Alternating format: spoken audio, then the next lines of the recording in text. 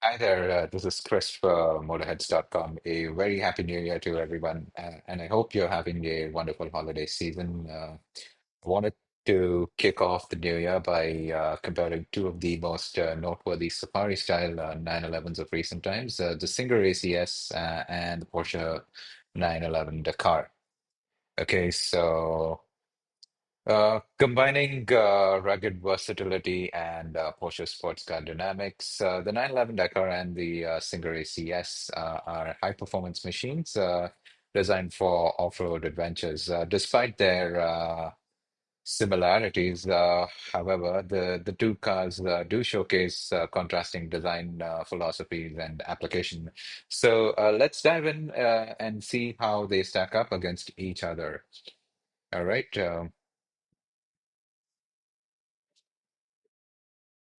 So coming to the Singer back in 2021, Singer unveiled the ACS as its marking its entry into the off-road sports car segment. The project was, in fact, a client-commissioned study aimed at creating rally-inspired all-terrain 911.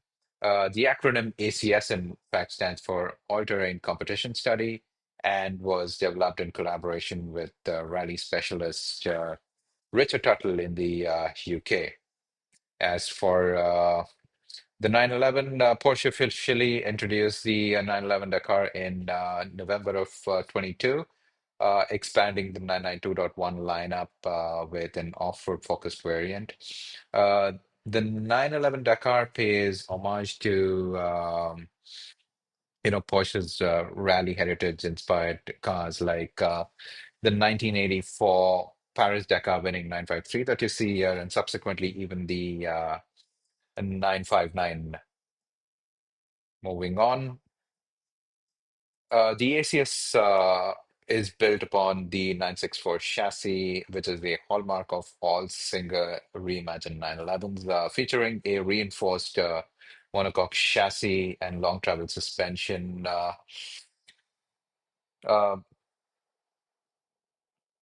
The ACS ensures exceptional handling over rough terrain and is suited for long distance rallying. Modifications include a safari style front and rear bumper, protective plates, underneath, carbon fiber bodywork, all of which are basically designed to enhance the 964 chassis off-road performance and capability. As for the 911 Dakar, it's built on the 992.1 Carrera 4 GTS platform. It comes equipped with all-wheel drive, again from the Carrera 4 GTS, and modifications include increased ride height, specialized suspension tuning for improved handling off the pavement. Diving deeper into the off-road hardware and governance, the setup on the ACS is engineered for extreme conditions, offering the flexibility to adjust the car's ride height, optimizing performance on uneven terrain while maintaining stability at high speed. So, I mean, the Singer ACS features two five-way adjustable dampers per wheel and 265 millimeters of suspension travel. This setup ensures optimal wheel articulation and stability during high-speed off-road driving. You get three limited slip diffs and permanent all-wheel drive. As for the rubber, the ACS is 8 by 16 forged aluminum rims are wrapped in 16-inch BF Goodrich all-terrain tires. Moving on to the 911 Dakar, uh, it features up to 80 millimeters of more ground clearance compared to the 992.1 Carrera 4 GTS that it's based on. And thanks to the modified suspension, the car's ride height goes up by an additional 1.2 inches. So it's overall a 2-inch suspension lift compared to the standard 911 GT. Carrera for GTS. And the Dakar achieves gets superior ground clearance, which is ideal to navigate rough trails while maintaining off-road worthy dynamics at lower speeds. The 911 Dakar's suspension allows for maximum ride height adjustments at speeds of up to 105 miles an hour. Drive modes include normal, wet, and sport, along with two additional modes exclusive to the Dakar, which is rally and off-road. As for the tires, you get Pirelli Scorpion all-terrain tires on a staggered setup, 19 inches up front and 20 inches at the rear, 245 sections up front and 295s at the rear. So pretty beefy tires. Moving on to the way the two cars look. The 911, no, I think let's touch upon the powertrain before we get there. So, powered by a 3-liter twin turbo flat six, the 911 Dakar produces 473 horsepower and 420 pound-feet of torque. It's made it to an 8-speed PDK, pretty reliable standard stuff. Despite its focus on off-road use, though, the 911 Dakar can actually hit 60 miles an hour in about 3.4 seconds. In contrast, the Singer uses a 3.6-liter twin-turbo air-cooled flat-six engine, utilizing the legendary Metzger design, a true Porsche creation renowned for its reliability and performance in motorsport. The engine is capable of generating between 450 and 600 horsepower, offering a tailor-made performance that suits the harsh demands of rally racing.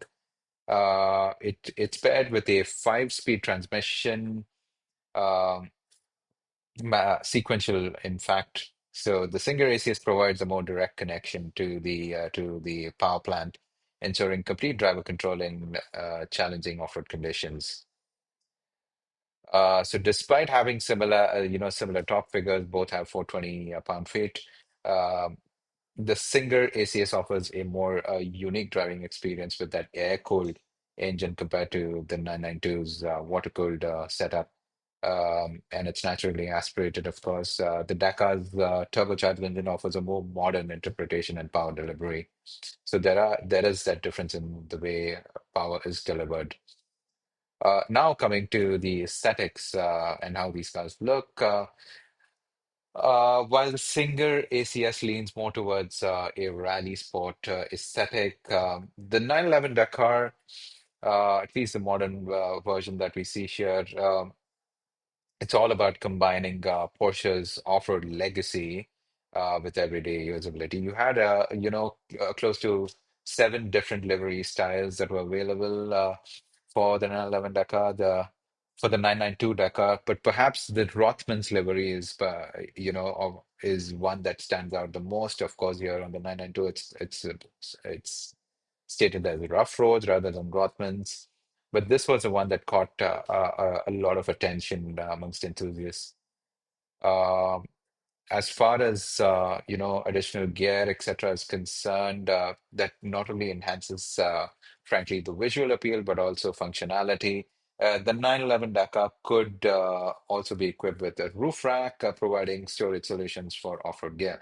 These racks are designed to carry essentials like spare tires, fuel canisters, and recovery tools.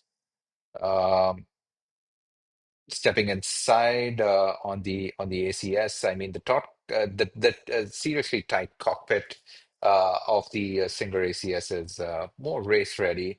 It's stripped down to the bare essentials with competition spec features such as carbon fiber bucket seats that you see here, a roll cage, and FIA certified gear, equipped with a long range fuel tank, spare tires, and a rehydration system. The ACS is kind of more designed for pros who take part in endurance racing and off-road rally events. The race spec GPS nav, hydraulic handbrake, and a detachable steering wheel kind of gives away its more specific pro driver intent. As for the 992 Dakar, things are far more civilized in here. It's more friendly for the everyday Joe who wants an 911 that can, with some off-road capability, or should I say, off-pavement capability.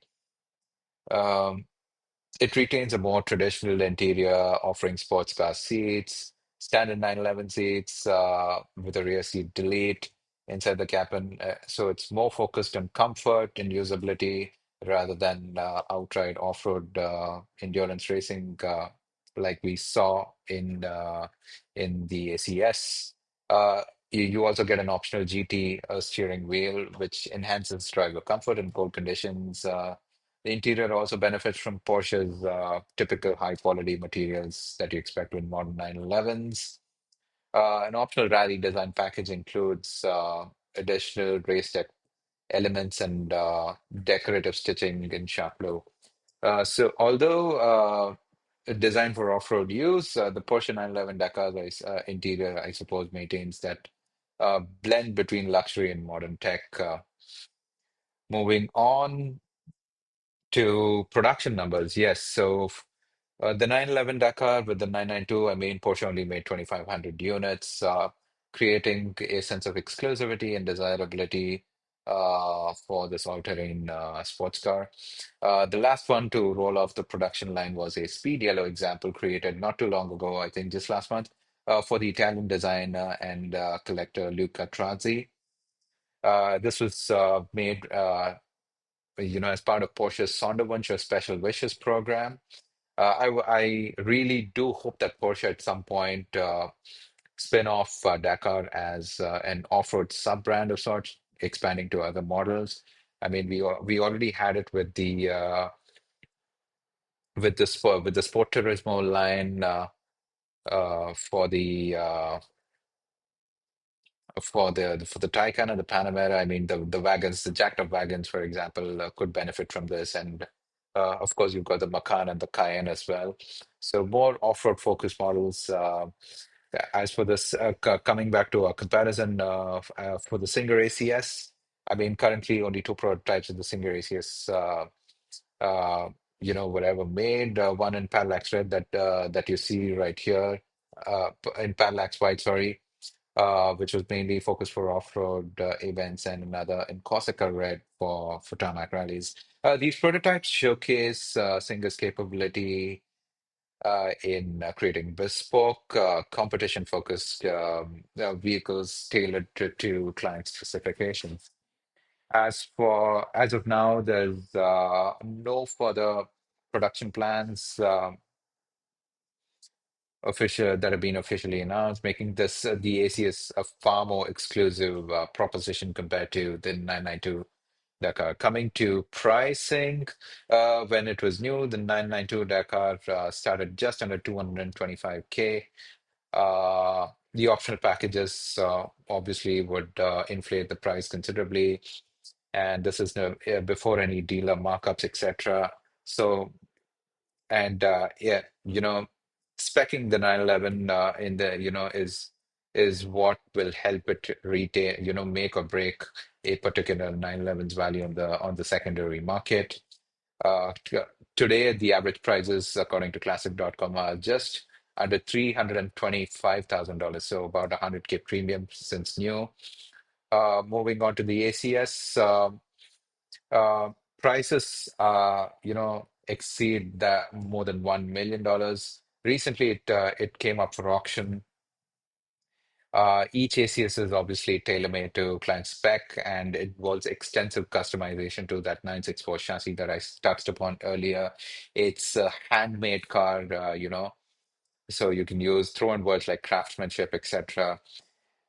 And the high price obviously reflects the ACS's premium positioning compared in the world of competition ready vehicles.